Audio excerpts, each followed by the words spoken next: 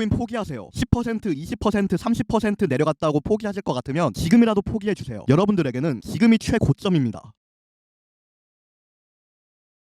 반갑습니다. 베이지컬리입니다. 오늘 날짜 3월 16일입니다. 미리 말씀드리겠습니다. 코인을 포기하고 싶으신 분들이 계시다면 이 영상을 시청하지 마시고 포기해주세요. 저는 전업 투자를 9년째 하고 있고 이번 하락장에도 성과를 냈습니다. 저는 끝까지 포기할 생각이 없는 놈입니다. 그래서 제 영상을 보시면 포기할 생각이 사라지실 겁니다. 그래서 지금이라도 포기하고 싶고 손을 놓고 싶으신 분들은 제 영상을 시청하시면 안 됩니다. 긴 싸움을 하게 되실 겁니다. 하지만 그럼에도 이번 하락장을 이겨내고 싶고 극복하고 싶고 더욱 강인한 트레이더가 되고 싶으신 분들은 이 영상을 시청해주세요. 여러분들의 10분을 뺏겠습니다. 저 또한 허튼 소리는 하지 않겠습니다. 그저 덤덤하게 현재 상황을 이해하고 우리가 해야 할 일들이 무엇인지 파악하고 싶습니다. 그럼 본론부터 말씀드리겠습니다. 저는 현재 나온 이 저점이 최저점이 맞는지에 대해서 분석해볼 예정입니다. 이 저점이 과연 최저점이 맞는가? 이 저점을 다시 하회할 가능성은 없는가? 폭락은 몇 번이나 더 남았는가? 그런 측면의 접근입니다. 저점이 맞다면 이미 저점이 나왔으니 매수가 가능한 부분이고 저점이 아니라면 아직 저점이 안 나왔으니 새로운 저점을 찾아내야 합니다. 따라서 우리가 현재 어느 위치에 와 있으며 현 주소가 어디인지 아는 것은 트레이딩에 있어 매우 중요한 부분이라고 생각합니다. 만약 이 당시 우리가 저점이 나왔다는 걸 알았다면 대부분의 경우에서 매수만 하면 돈을 벌었을 겁니다. 조정이 무섭지 않았을 겁니다. 여기도 고점이 나왔다는 걸 알았다면 좀만 쳤으면 돈을 벌었을 겁니다. 그래서 우리가 트레이딩을 할 때 단기적 혹은 중기적 저점이 나왔는지 파악하는 것은 그 무엇보다 중요한 일이 됩니다. 그럼 바로 이 자리는 중기적인 저점이 될 수 있는 자리인가? 그걸 알아보고 싶습니다. 만약 이곳조차 중기적 저점이 아니라면 도대체 어디서 중기적 저점을 만들 것인지까지도 캐치해야 합니다. 먼저 저점이라는 것은 절대 단순한 자리에 형성되지 않습니다. 지나고 봤을 때 여기는 최저점일 수밖에 없었다라고 분석되는 자리가 실제로 최저점이 됩니다. 예시를 들자면 이런 겁니다. 최저점이라는 건 절대 엉뚱한 자리에 찍히지 않습니다. 보통 사람들이 예측 못하는 엉뚱한 자리에 찍히는 게 저점이라고 생각하실 수 있지만 실제로는 그렇지 않습니다. 왜냐하면 차트 분석가들을 속여야 하기 때문입니다. 차트 분석가들은 많은 경우에서 사후 분석을 하게 됩니다. 한마디로 이미 지나간 차트를 보고 분석한다는 뜻입니다. 미래 차트는 우리가 선지적으로 볼 수가 없고 과거 차트는 남아있으니 과거 차트를 분석하는 것이 차트 분석의 대부분의 일이 됩니다. 그래서 지금 보시는 이 모든 최저점들은 다 지나고 보면 최저점일 수밖에 없는 자리들입니다. 물론 이 당시 사람들은 최저점인지 아닌지 정확히 알기 어려웠을 겁니다. 그런데 이미 차트가 다 만들어진 시점에서는 다이버전스, 이평선, 시장 상황, 매물대, 피보나치, 파동, 패턴, 거래량 등을 종합해서